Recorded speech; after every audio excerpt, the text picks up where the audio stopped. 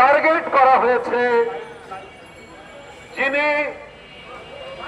শেখ হাসিনার আন্দোলনের ফসল মঈনুদ্দিন ফখরুদ্দিনের সময় যাকে বন্দী করে কারাগারের ভিতরে শারীরিকভাবে নির্যাতন করা হয়েছে বিএনপির ভারপ্রাপ্ত চেয়ারম্যান তারেক রহমান।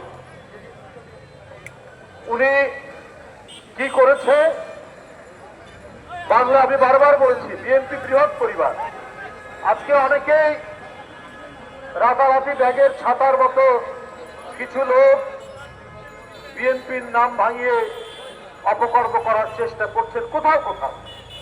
এইটা জানার সাথে সাথে আমার প্রশ্ন একটি আপনাদের সামনে, এই যে অপকর্ম যারা করছেন বিএনপির নাম ভাঙিয়ে, এটা প্রকাশিত হওয়ার পর দল কি তাদেরকে আশকারা দিয়েছে? দল কি তাদেরকে প্রশ্রয় দিয়েছে? আমরা যারা বাংলাদেশে বিএনপির বড় নেতা নই, মাঝারি মেজো বা সেজো গ্রেডের নেতা, আমরা জানার আগেই ভারপ্রাপ্ত চেয়ারম্যান লন্ডন থেকে নির্দেশ দিচ্ছেন বিভিন্ন অঙ্গ সংগঠনকে যে তোমাদের এই ছেলে অপকার। এই যে মিটফোর্ডের সামনে যে হৃদয় বিতারক দুঃখজনক ঘটনা আমরা দেখলাম, আমি ব্যক্তিগতভাবে দলের বিভিন্ন ডিসিপ্লিন পেপারে জানাই, আমি জানার আগে যুবদল ছাত্রদেরকে বলেছেন যে আজীবন এমনি বহিষ্কার নয়, আজীবন বহিষ্কার। তাহলে ভারপ্রাপ্ত চেয়ারম্যানের চিন্তা, তার মানসিকতা,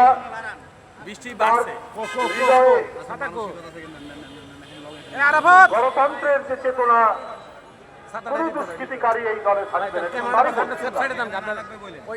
আমরা তো শেখ হাসিনাকে দেখেছি জেলায় জেলায় মাফিয়াদের বিরুদ্ধে অভিযোগ হচ্ছে, কেউ মাদক ব্যবসায়ী, কেউ খুনের অভিযোগ আছে। এই সমস্ত নাটোর, যশোর, নারায়ণগঞ্জ, কক্সবাজার, তাদের বিরুদ্ধে অভিযোগ হলে শেখ হাসিনা পার্লামেন্টের মধ্যে তাদেরকে আশকারা দিতেন, তাদেরকে প্রোটেকশন দিতেন। কিন্তু তারেক রহমান এই ধরনের ন্যূনতম কারো কোন অপরাধের খবর পেলে সাথে সাথে দল থেকে বহিষ্কার।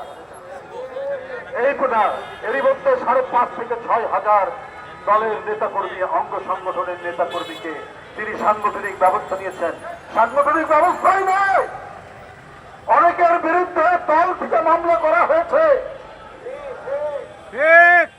যে পুলিশ অনেক সময় নির্বিকার থাকে, মামলা দেয় না, আমরা মামলা দিয়ে তাদেরকে ধরার জন্য করেছি। কিন্তু আমরা জানি আজকে কারা তাবেদারি করছেন। শেখ হাসিনা যাদের তাবেদারি করতেন তাদের সাথে সখ্যতা কাদের? দুই একটি ইসলামী দল আজকে এটাকে মার্কেটিং করার চেষ্টা করছে। কিন্তু তাদের বলি জিয়াউর রহমান না থাকলে তো আপনারা রাজনীতি করতে পারতেন না।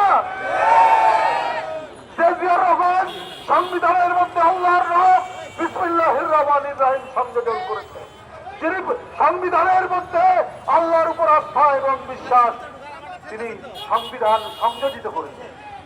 সেই ব্যক্তির দল বিএনপি, যার নেতৃত্ব দেশনেত্রী বেগম খালেদা জিয়া দিয়েছে, যার নেতা ভারপ্রাপ্ত চেয়ারম্যান তারেক রহমান। আপনারা নানা কায়দায় নানাভাবে অপপ্রচার দিয়ে আপনি সত্য লুকানোর চেষ্টা করবেন। আমরা বলতে চাই যে সত্য তথ্য উদ্ঘাটন, আমরা আইন শৃঙ্খলা বাহিনীকে, প্রশাসনকে বলেছি মিটফোর্ডের ঘটনায় সত্য তথ্য উদ্ঘাটন করে তাদেরকে ধরুন। বন্ধুরা, একটা প্রশ্ন, একটা বড় ধরনের প্রশ্ন, যে বুধবারের দিন ঘটনা ভাইরাল হলো কি করে শুক্রবারে?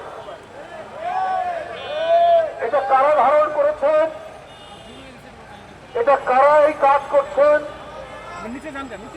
এটা নিশ্চয়ই রাষ্ট্রের অত্যন্ত গভীরে অথবা এমন ব্যক্তিরা করছেন যাদের সাথে আন্তর্জাতিক কোন শক্তির সম্পর্ক রয়েছে। 5ই আগস্টের পর একটি ইসলামী দলের নেতা বলেছেন আমরা আওয়ামী লীগকে ক্ষমা করে দেব, আমরা পার্শ্ববর্তী দেশ ভারতের সাথে সম্পর্ক উন্নয়ন করব। আমরা কি সেইটার কি আলামত দেখছি? আমরা জানি ওদের কাছে অনেক টাকা আছে, পয়সা আছে,